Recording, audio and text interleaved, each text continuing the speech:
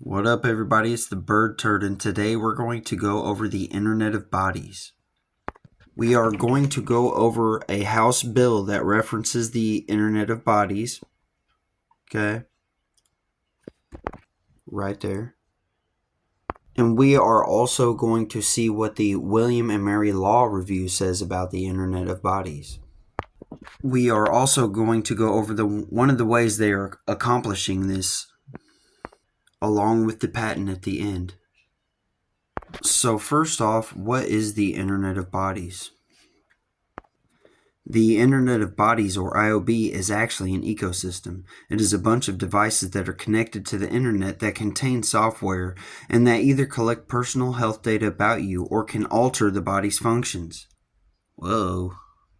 So to show you this is an actual thing that's referenced in House bills, this is the Rhode Island Atmosphere Protection Act.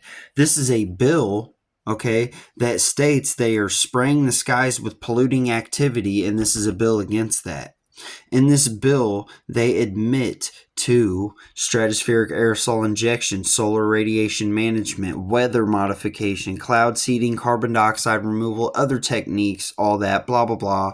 Okay, they tell you that it goes on by aircraft, rockets, unmanned aerial vehicles, and drones, and all this stuff, okay? This is a House bill about them spraying the skies, and it contains the Internet of Bodies. So they are spraying the air with microchips, nanotechnology. So this paragraph references the Internet of Bodies. So I'm going to go over this paragraph with you, and then we're going to see what the William and Mary Law Review say about the Internet of Bodies. Per the William and Mary Law Review, the enabling of the Internet of Bodies, a mesh or grid through which every human and most animals would contain worn, ingested, inhaled, and or injected chips or sensors of micro to pico size with transmitting antennas, with every body functioning as an internet node with thousands of internal data points toward complete warrantless surveillance and control, even by foreign entities, with constant biometric data collection and loss of autonomy under an overreaching artificial intelligence in violation of the U.S. Constitution's Fourth Amendment as well as the Rhode Island State Constitution Article 1. Sounds pretty crazy, don't it? So let's see what the William and Mary Law Review say about the Internet of Bodies. So here we are, William and Mary Law Review Law School Journals. Here's some information about it. It was founded in 1779. Dang.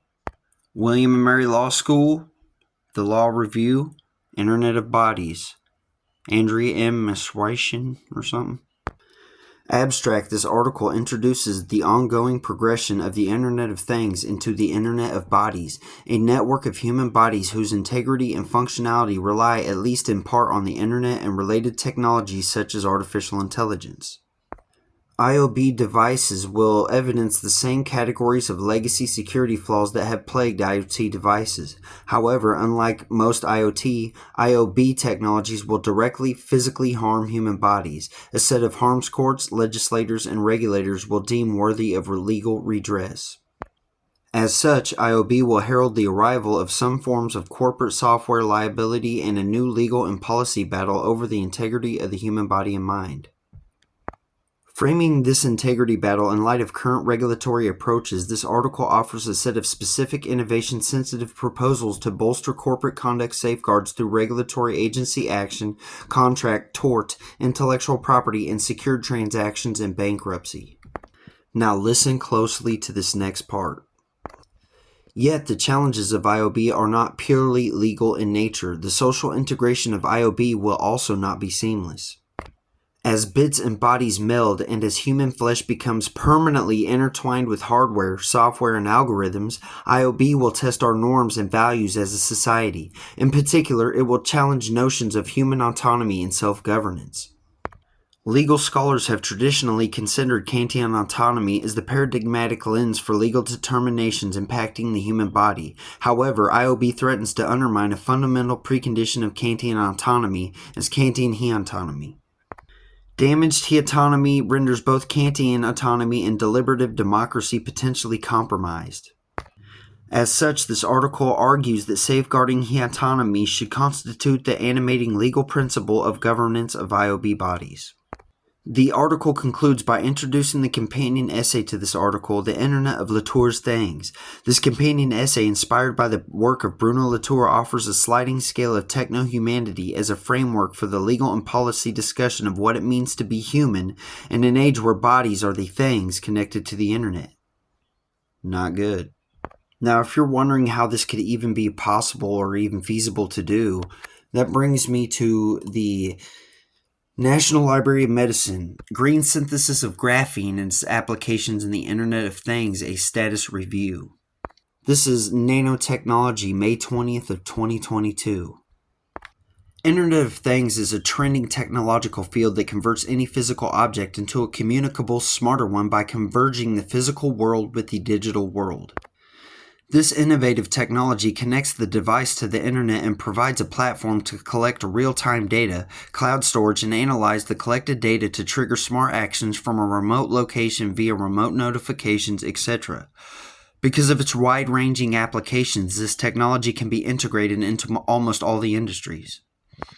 Another trending field with tremendous opportunities is nanotechnology, which provides many benefits in several areas of life and helps to improve many technological and industrial sectors.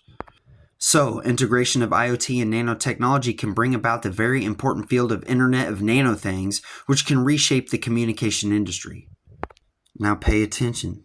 For that, data collected from trillions of nanosensors connected to billions of devices would be the ultimate truth, which could be generated from highly efficient nanosensors fabricated from various novel nanomaterials, one of which is graphene, the so-called wonder material of the 21st century.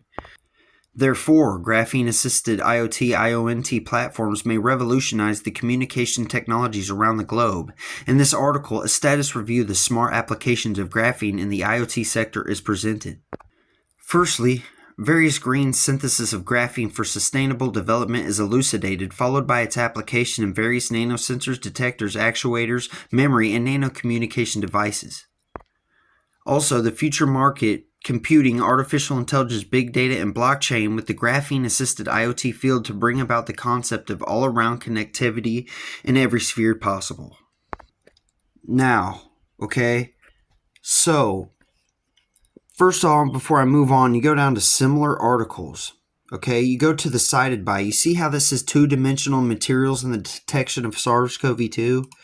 Click on that, and it literally tells you they used graphene, PCR-based methods and stuff. Okay, PCR-based detection methods. This is how they got these 2D materials into everybody, okay? So, but I'm not going to go over that. I'm just going to go over this part. So here we saw that it said, data collected from trillions of nanosensors connected to billions of devices, okay?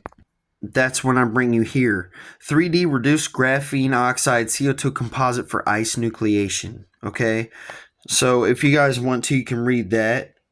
But it tells you, we'll go sideways. It tells you a lot about it. But it is pending.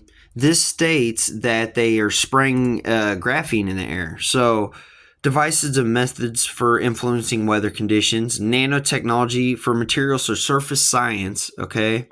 You can look at all this stuff, but what I want, it looks like just a weather pattern, right? Just like off the top. Well, if you actually read the whole thing,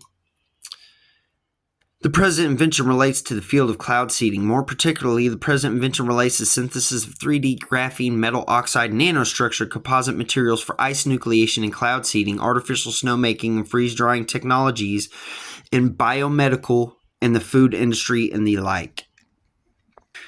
Now, I'm not saying this is how they're connecting the trillions of devices into billions of whatever, but this is one of the ways they could. Not to mention that the National Library of Medicine also states that they're spraying graphene in the air.